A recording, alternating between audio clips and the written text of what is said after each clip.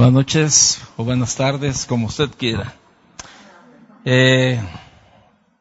Bien, vimos el capítulo 7 ya, ¿verdad? Donde vimos que el pecado de Acán. Vamos a ver el capítulo 8 de Josué, en donde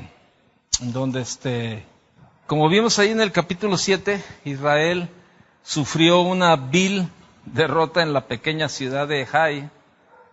Y el motivo de la derrota, yo pensé que era algún teléfono. Es un perro, ¿verdad? Yo dije, alguien le está timbrando su teléfono. Entonces vimos ahí que en esta pequeña ciudad de Jai la vil derrota que sufrió Israel. Y el motivo de la derrota, pues ya lo vimos la semana pasada, fue la existencia del pecado en el campamento. Y después de que el pecado fue tratado, Dios estaba preparando para conceder una victoria a Israel. Y en este capítulo, en el capítulo 8, Dios fortaleció a Josué. Y veamos, ¿verdad?, el versículo 1 del capítulo 8, que inicia el tema de la victoria en Jai. Dice, Jehová dijo a Josué, no temas ni desmayes, toma contigo toda la gente de guerra, y levántate y sube a Jai. Mira, yo he entregado en tu mano al rey de Jai, a su pueblo, a su ciudad y a su tierra. Fíjese bien, observemos que Dios dijo que cuándo deberían de ir a Jai, cuándo fuesen a Jai. Fíjese bien en esa parte. Dios les dijo cuándo tenían que ir. También Dios le dice, debían reunir a todos los soldados, como dijimos anteriormente, ¿no? Jai en la semana pasada creo que dije, Jai representaba a la naturaleza o condición humana. Eso es lo que representaba Jai. O sea, todo en la Biblia tiene que ver con nuestra naturaleza. O sea, de alguna o de otra manera o de alguna otra forma tiene una aplicación más bien a nuestra vida. Y la ciudad de Jai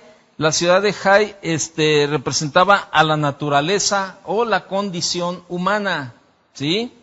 Y esa naturaleza o la condición humana es el peor enemigo que tenemos. ¿Cuál es tu peor enemigo? No es Satanás, el peor enemigo somos nosotros mismos, es el peor enemigo que tenemos. O sea, analícelo y verá que somos nosotros mismos, ¿no? A veces, por ejemplo, tu enemigo tú debes de orar y tu cansancio, tu flojera o tu indecisión o tu negligencia no te hace orar o no vas a orar. Entonces no es Satanás el que te está provocando no orar, eres tú. Por ejemplo, no sales de tu comodidad, no es Satanás el que te tiene cómodo, eres tú mismo. O sea, es algo bien interesante. Muchas veces nosotros culpamos a Satanás de muchas cosas. Y a lo mejor, por decirlo de esta manera, el pobre diablillo está ahí en un rincón todo traumado ya, no, yo no hice nada, mano, y me está echando la culpa de que yo hice esto. No, yo no lo hice, no. A veces es nuestra propia carne, nuestra naturaleza o condición humana.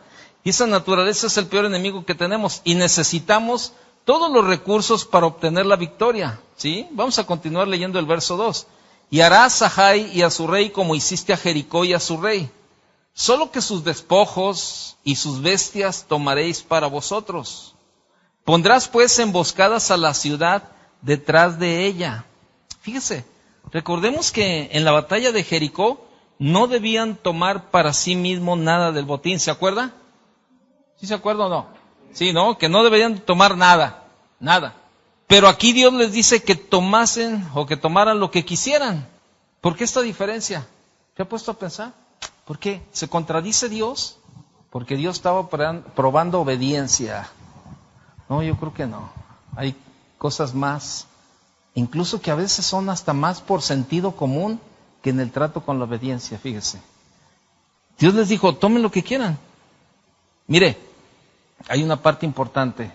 Sabemos que en Jericó las enfermedades sociales se habían propagado mucho, las enfermedades sociales. Y en su época Moisés no supo mucho sobre microbios que produjesen enfermedades, pero Dios sí los conocía. Mire, si usted va a Levítico, que es un libro de leyes, de todas las leyes, y dice que no comas chancho, puerco, marrano ¿o qué? O cochi. A ver, espérenme. Hay algo, o sea, ¿por qué Dios impide, o sea, que le dicen las leyes que no deberíamos de comer carne de cerdo, que todo el animal que comamos debe de tener la pezuña hundida y todo ese tipo de cosas? ¿Usted cree que, o sea, sin embargo la Biblia dice que Dios lo hizo todo bueno? El problema es la cuestión. O sea, Dios nos habla de cosas que nos hacen daño. Yo le pregunto, ¿la carne de cerdo es mala? Es mala cuando abusamos de ella, ¿sí o no? ¿El camarón es malo? Sí, cuando abusamos de él. Entonces todo, fíjese, algunos dirían, o le pregunto, ¿el salmón usted qué cree, que es bueno o es malo? Fíjese que también es malo. Los médicos recomiendan, le digo porque una de mis hijas acaba de tener ese problema. Comenzó en la dieta, ella se propuso comer salmón en las noches, cenar. Y entonces fue al Costco y compró esas bolsas de trozos de salmón y todas las noches, pero empezó a retener los líquidos, las manos se le empezaron a entumir, empezó a sentirse mal. Y ya hablamos con el doctor, le dije, oye, fíjate que se siente así, así, así, así, así.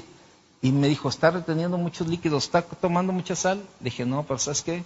Todos los días tiene una dieta y se puso salmón todos los días en la noche. Me dijo, ¿sabes qué? No. El salmón, una, máxima 2 veces por semana.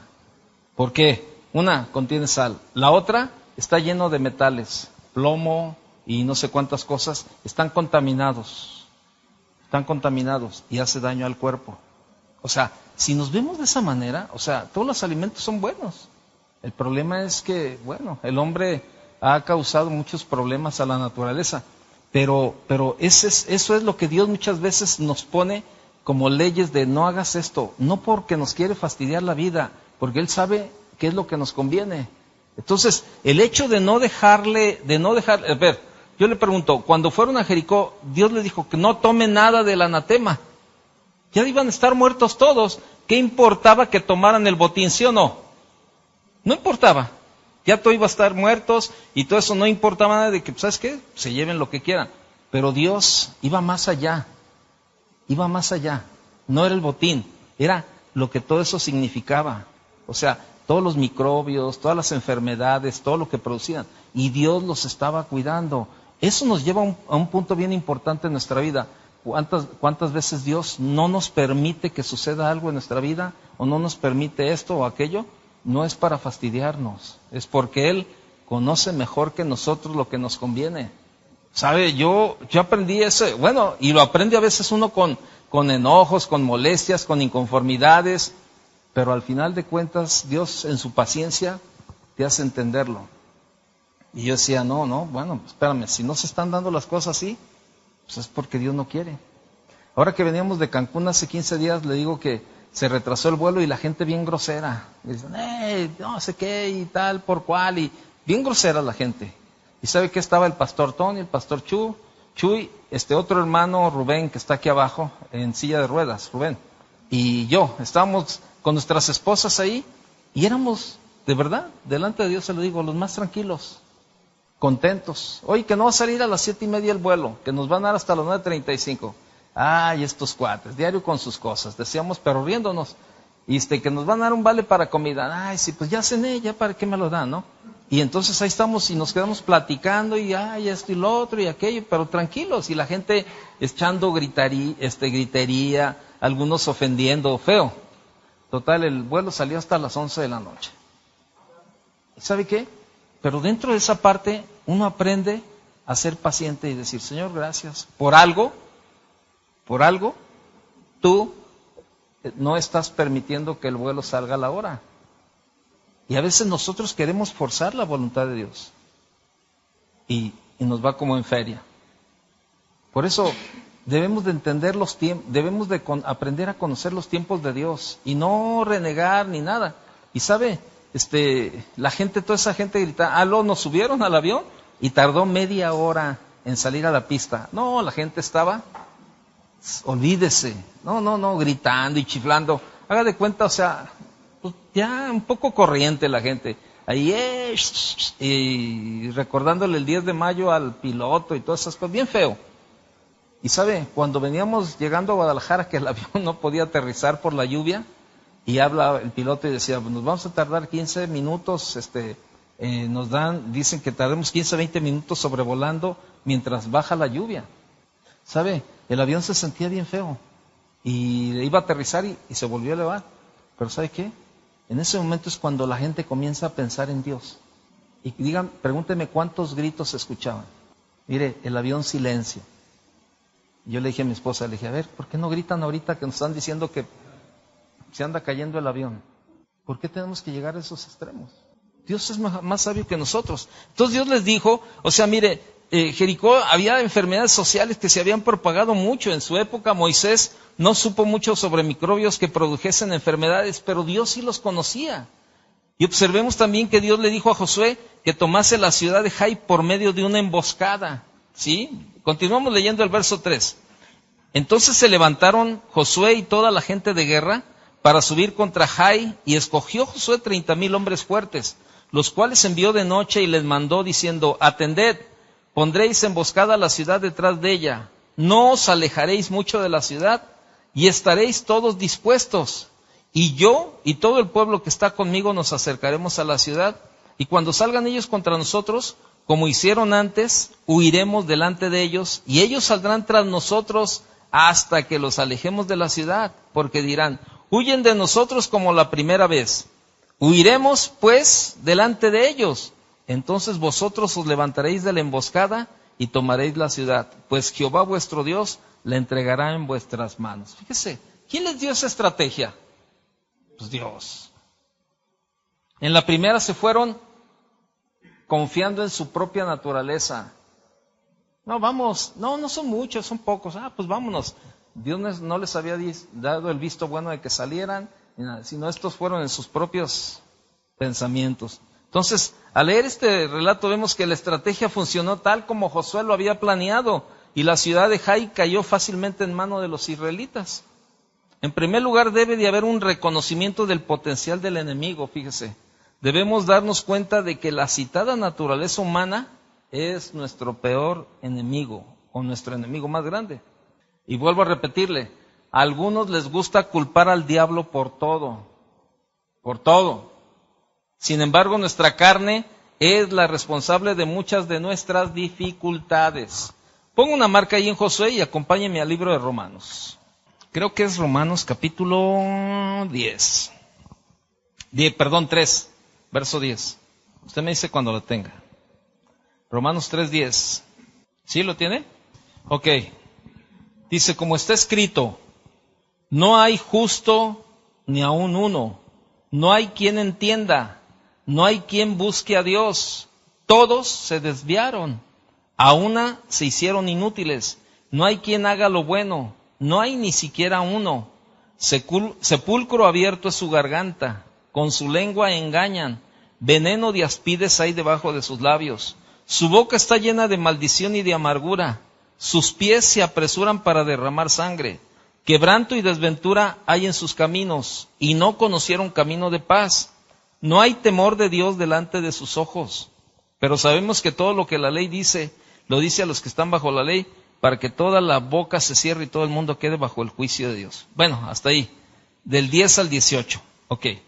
En estos versículos del 10 al 18, dígame usted en qué parte está hablando de Satanás. ¿O en qué versículo menciona a Satanás? Ninguno. En ninguno. ¿Pero sabe por qué? Porque es el hombre. Dice, no hay justo. No hay justo. No hay quien entienda. No hay quien busque a Dios. Entonces, muchos le digo, tratan de culpar al diablo por todo. Sin embargo, nuestra carne es la responsable de muchas de nuestras dificultades. En los problemas en el matrimonio, créamelo. En la mayoría de los problemas en el matrimonio, el menos culpable es Satanás. Es tu condición humana. Es tu propia naturaleza. Si tú eres un hombre que no que tú no sabes dominar tu carácter y ofendes a tu esposa y le gritas y la ofendes y esto, bueno, es tu carácter, es tu naturaleza, es tu carne.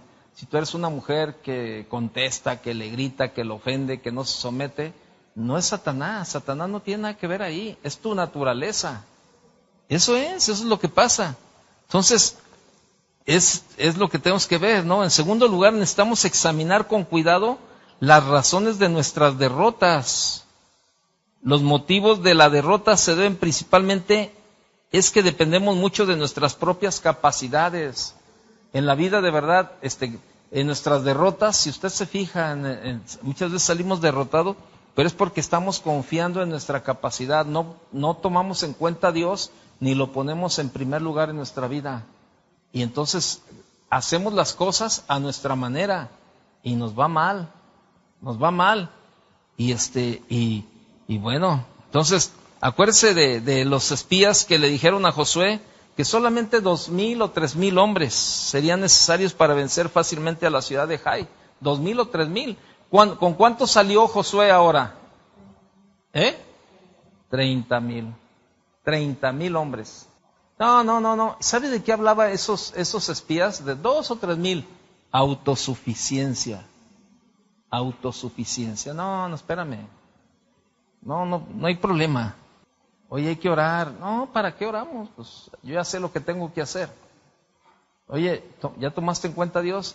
Ay, pero ¿por qué todo tengo que molestar a Dios? ¿O por qué todo le tengo que pedir permiso a Dios? Bueno, o sea que dependemos de nosotros mismos para ganar la victoria. Creemos que la naturaleza humana puede ser vencida fácilmente, pero debemos llegar a la misma conclusión que San Pablo. ¿Se acuerda que Pablo llegó cuando dijo en los Romanos, en el capítulo 7, verso 24, miserable de mí, ¿quién me librará de este cuerpo de muerte? Mire, usted y yo no podemos controlar nuestra naturaleza humana. Solo el Espíritu de Dios puede hacerlo. Mientras usted y yo no nos sometamos al Espíritu Santo, al Espíritu de Dios, es muy difícil que controlemos nuestra naturaleza. Créanmelo. Es lamentable que muchos están tratando de controlar las tendencias de esa naturaleza con sus propias fuerzas. No se puede controlar ni mejorar de esa manera esa condición pecaminosa de nuestra naturaleza. Es como esto. A propósito de aviones, mire, híjole, esta temporada a mí me cuesta mucho trabajo salir y la verdad es cuando más salimos. Pero ¿sabe por qué? No me gusta ni subirme al volantín en los juegos porque como todos los movimientos ahí, ¿verdad? Todo ese rollo. No, cuando va uno en el avión y en la zona de turbulencia, ¿alguien le ha tocado turbulencia en el avión? Y yo le pregunto, ¿es bonito? Así cuando siento esos bajones y todo eso así.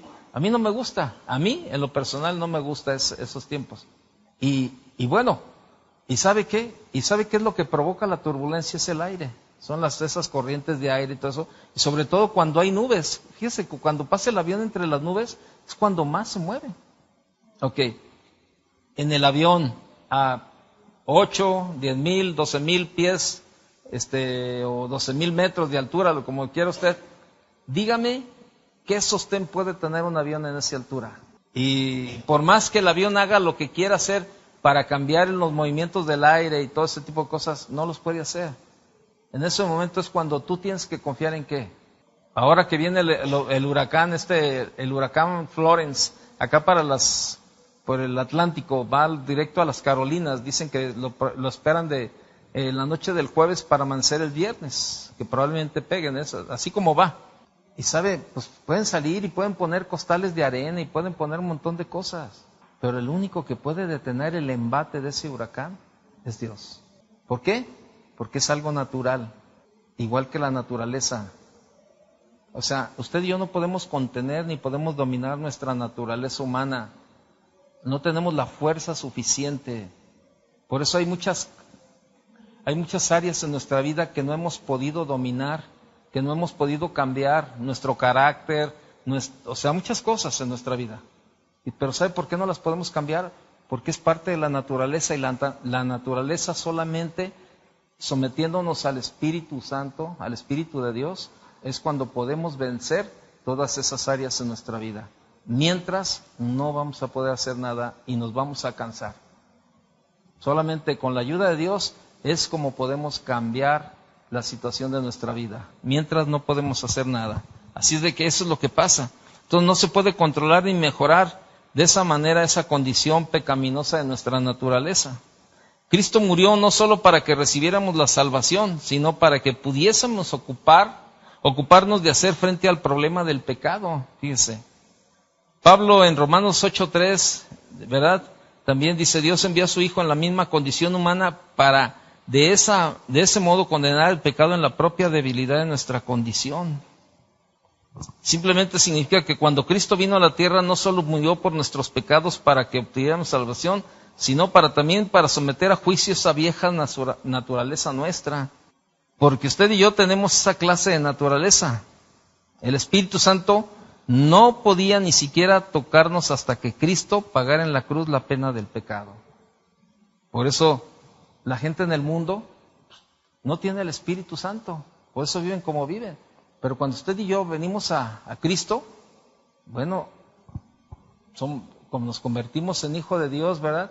El Espíritu Santo también, Dios nos regala el Espíritu Santo como consolador en nuestra vida, y es cuando nuestras vidas comienzan a cambiar y comenzamos a dejar de hacer muchas cosas porque ahora somos guiados por el Espíritu Santo.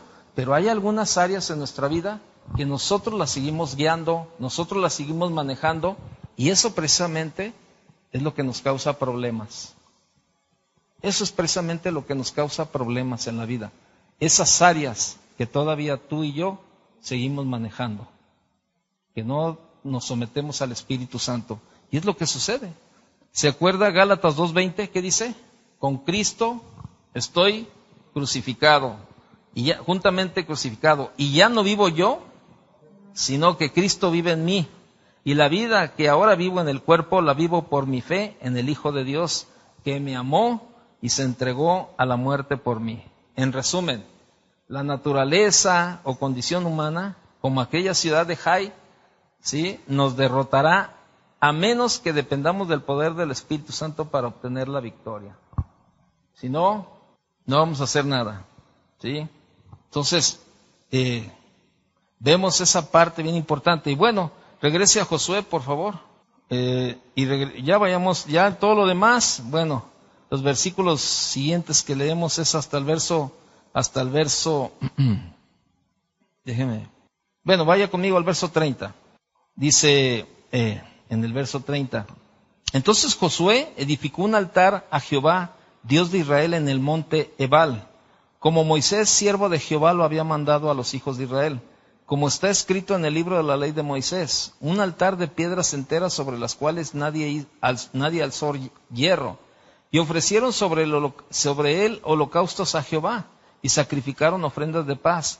También escribió allí sobre las piedras una copia de la ley de Moisés, la cual escribió delante de los hijos de Israel. Fíjese, encontramos que después de la victoria en Jai, Josué edificó un altar al Señor, Dios de Israel, en el monte, ¿no? Luego los israelitas hicieron lo que Moisés les había mandado que hicieran. Y Josué leyó las bendiciones y las maldiciones. Usted puede ver estas maldiciones y bendiciones en el capítulo 11 de Deuteronomio, ¿sí? Ahí usted, en los versos del 26 al 32, allí usted puede ver estas bendiciones y estas maldiciones, ¿no? Pero ya por el tiempo ya no podemos regresarnos y ver, pero usted lo puede leer en capítulo 11 de Deuteronomio, de los versos 26 al 32. Ahí lo lee. Entonces, vea lo que dice el verso 24 de Josué 8, verso 24. Después de esto, leyó todas las palabras de la ley, las bendiciones y las maldiciones, conforme a todo lo que está escrito en el libro de la ley. No hubo palabra alguna de todo cuanto mandó Moisés, que Josué no hiciese leer delante de toda la congregación de Israel, y de las mujeres, de los niños y de los extranjeros que moraban entre ellos. Entonces, ahí podemos observar que toda la ley de Moisés fue leída. No leyeron solamente una parte de ella, sino toda. Y esta debería ser la ley de la tierra. Y fue una ocasión para que Israel recordara las condiciones de su pacto con Dios. Entonces, y bueno, así terminamos este capítulo 8, que le estoy hablando de lo más importante de ese capítulo 8, que fue la victoria sobre Jai y lo que significaba Jai y cómo ahora, a través de la obediencia y la victoria, pues Dios se glorificó, ¿verdad? Vaya ahí al capítulo 9, por favor. En este capítulo 9, ¿verdad?, de Josué, tuvo lugar un pacto con los gabaonitas. Como dijimos anteriormente, cuando Josué emprendió la conquista de la tierra prometida, se enfrentó con 3 enemigos formidables, ¿no? La ciudad de Jericó, la ciudad de Jai y los gabaonitas. Estos 3 enemigos de Josué representan a los 3 enemigos actuales del cristiano. Fíjese qué tremendo, ¿eh? Fíjese. Representan a los 3 enemigos actuales del cristiano. Jericó representa el sistema del mundo. Jericó representa el sistema del mundo. La ciudad de Jai representa la naturaleza o condición humana. A la naturaleza o condición humana. Y los gabaonitas representan al enemigo de Dios. ¿Quién es el enemigo de Dios? Satanás, el diablo, el Catrín, el chancludo, todo eso. Entonces, son los 3 enemigos actuales del cristiano. ¿Sí? Entonces, recordemos que la estrategia de Josué de dividir para conquistar consistió primero en tomar tomar en primero la ciudad de Jericó, situada en el centro del territorio. Después conquistó la ciudad de Jai, situada al noreste de Jericó. Y luego, con respecto a la zona del sur, tendría lugar una asociación con los gabaonitas. Aparentemente, los gabaonitas eran los siguientes objetivos a ser conquistados. Pero estos, como vamos a ver, fueron inteligentes. Fíjese qué tremendo, ¿eh? O sea, hay enemigos que son inteligentes, la verdad, que luchan contra nosotros. Y la estrategia de Josué fue seguida por famosos militares de la historia, como por ejemplo, ¿verdad?, Alejandro Magno y Aníbal y todos esos rollos, ¿no? Y vea lo que dice en el capítulo 9, verso 1. Ahí lo tiene. Dice, cuando oyeron estas cosas, todos los reyes que estaban a este lado del Jordán, así en las montañas como en los llanos, y en toda la costa del mar grande delante del Líbano, los heteos, amorreos, cananeos, fereceos, heveos y jebuseos se concertaron para pelear contra Josué e Israel. Mire, indudablemente estos reyes habían planeado unirse contra los israelitas, pero parece que por algún motivo fracasaron en su intento de unión y no tuvieron éxito en la tarea de detener al ejército invasor de Israel, ¿no? Y esto podría explicar la defección de los gabaonitas, ¿no? La intención de estos no era de luchar, fíjese, sino la de concertar un acuerdo. O sea, los gabaonitas inteligentemente no trataban de luchar contra Israel porque sabían que podían perder. Entonces, ellos maquilaron ahí alguna situación y trataron de buscar un acuerdo con Israel. Fíjese, a ver si no se le olvidó, los gabaonitas, ¿qué clase de enemigos significan? Satanás. Ok, el arma que le queda a Satanás, ¿cuál es? El engaño, nada más el engaño. Y por eso hay muchas cosas que nos hacen parecer de una manera, ay, mira, ve qué padre está, mira qué bonito, y así te pinta, a los hombres les pinta ahí, y luego ven las muchachas y hay un forrazo de muchacha y todo eso, pero no ven detrás todo lo que va a pasar, todo el sufrimiento, todo el dolor, todas las situaciones que van a vivir, pero le presenta y no, pues lo confunde, o sea, trata de hacer un acuerdo. Pero vea lo que dice el verso 3 del capítulo 9. Mas los moradores de Gabaón, cuando oyeron lo que Josué había hecho a Jericó y a Jai, usaron de astucia, fíjese, pues fueron y se fingieron embajadores. Fingieron. ¿El fingir qué es? ¿Una qué? Una mentira. Se fingieron embajadores y tomaron sacos viejos sobre sus asnos y cueros viejos de vino, rotos y remendados, y zapatos viejos y recocidos en sus pies, con vestidos viejos sobre sí, y todo el pan que traían para el camino era seco y mojoso. Y vinieron a Josué al campamento en Gilgal, y le dijeron a él y a los de Israel: nosotros venimos de tierra muy lejana, haced pues ahora alianza con nosotros. Y los de Israel respondieron a los heveos: quizás habitáis en medio de nosotros. ¿Cómo pues podremos hacer alianza con vosotros? Ellos respondieron a Josué: nosotros somos tus siervos. Y Josué les dijo: ¿quién sois vosotros y de dónde venís? Y ellos respondieron: tus siervos han venido de tierra muy lejana, por causa del nombre de Jehová tu Dios, porque hemos oído su fama y todo lo que hizo en Egipto. Híjole, hermano, qué tremendo el enemigo, ¿eh? O sea, esto nos lleva al punto de, ¿sabe qué? Discernir la verdad. O sea, ¿usted se imagina que el diablo se le presenta así con colita y cuernos y con ese tenedor o trinche, ¿verdad?, ahí en la mano, y ahí anda tratando de hacer algo? ¿Sí o no? ¿Y así se lo imagina usted? Para nada, para nada. Entonces, ¿qué hicieron? Los gabonitas eran muy astutos, muy... Ahora, la Biblia habla de que Satanás es ¿qué? Astuto. Y los gabaonitas eran muy astutos. Pretendieron ser agentes diplomáticos, o sea, embajadores, ¿no?, de un país lejano, cuando el hecho era que vivían solamente unos pocos kilómetros de Jerusalén, fíjese. Le dijeron a Josué que realmente querían adorar al Dios vivo y verdadero. ¿Verdad o mentira? Eran enemigos de Dios. Luego hicieron notar a Josué sus vestidos viejos y sus cueros de vino ya rotos, los zapatos viejos y su pan todo mojoso ya. Todo fue un engaño. Y Josué, ¿qué cree? Cayó en la trampa. Cayó en la trampa. Cayó en la trampa. Por eso la Biblia dice: el que piensa estar firme, o en otra versión, el que piensa no caerse, fíjese dónde va pisando. ¿Qué hizo? Cayó. Dios había mandado a los israelitas que destruyesen completamente las ciudades de los cananeos y que no firmasen acuerdos con ellos. Esto era un mandato que Dios les había dicho, que no firmasen acuerdo con los enemigos, que los destruyeran. Aunque la intención de Josué era obedecer a Dios, fue engañado y firmó un tratado de paz con los gabaonitas, asociándose con ellos. Ni Josué ni los israelitas buscaron la voluntad de Dios antes de entrar en esa alianza.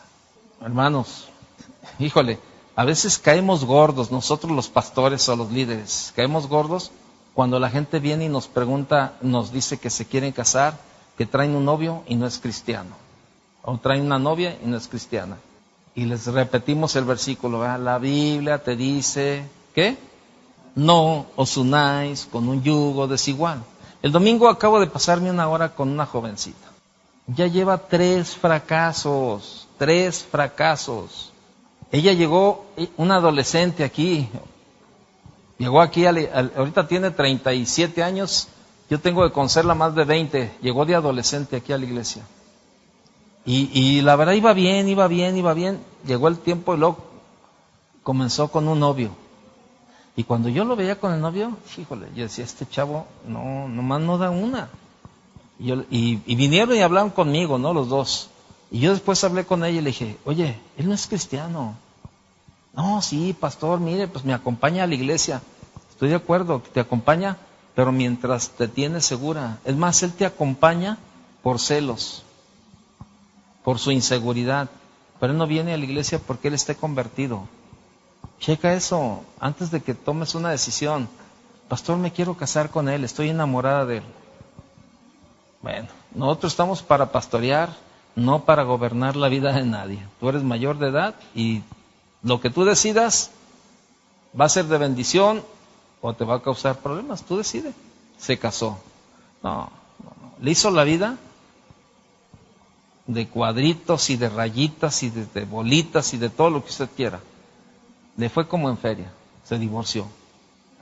Comenzó a andar con un exnovio de la secundaria, comenzó a andar con él y el cuate. Yo soy cristiana, le decía ella, así con todos esos rollos ella siempre decía, yo soy cristiana.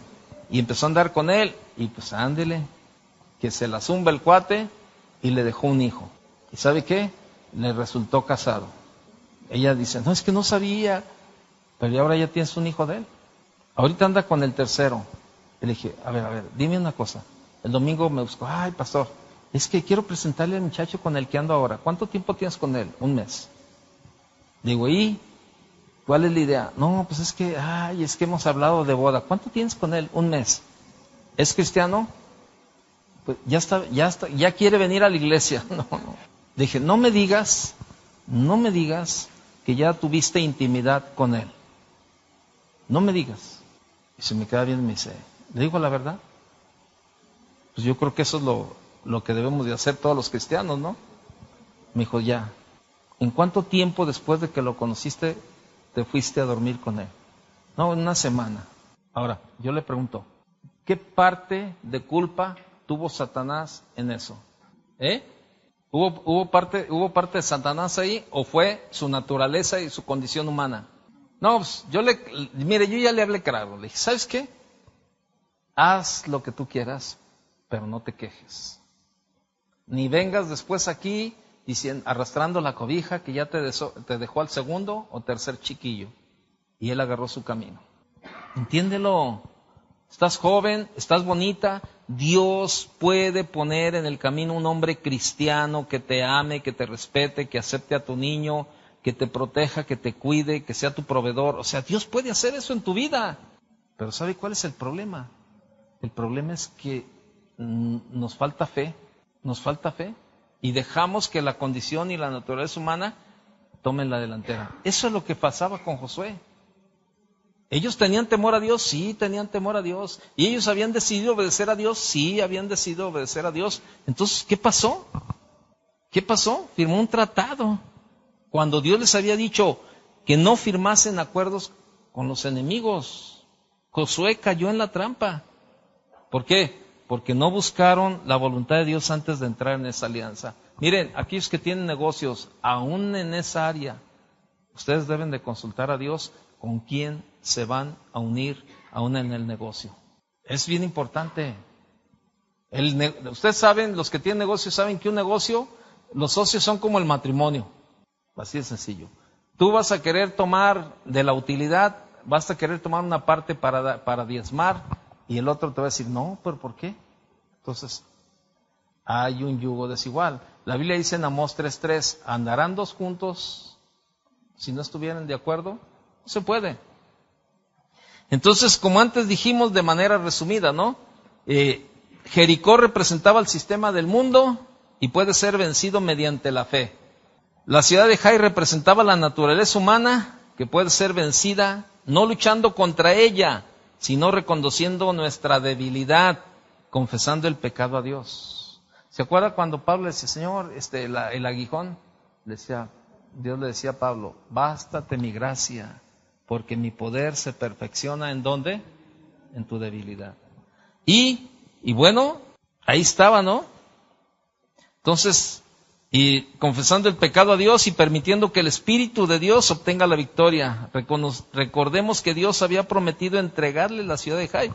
Y aquí tenemos al tercer enemigo. Los gabaonitas representaban al diablo o a Satanás, teniendo en cuenta que Efesios en el Nuevo Testamento equivale al libro de Josué en el Antiguo Testamento. Fíjense, el apóstol Pablo en su carta a los Efesios capítulo 6, verso 11, decía, vestíos de toda la armadura de Dios, para que podáis estar firme contra las acechanzas ¿de quién? El diablo. Así como en la antigüedad los israelitas tendrían que haber estado precavidos contra las estratagemas de los gabaonitas, así también el cristiano de hoy debiera permanecer vigilante ante las estratagemas o las tretas del diablo.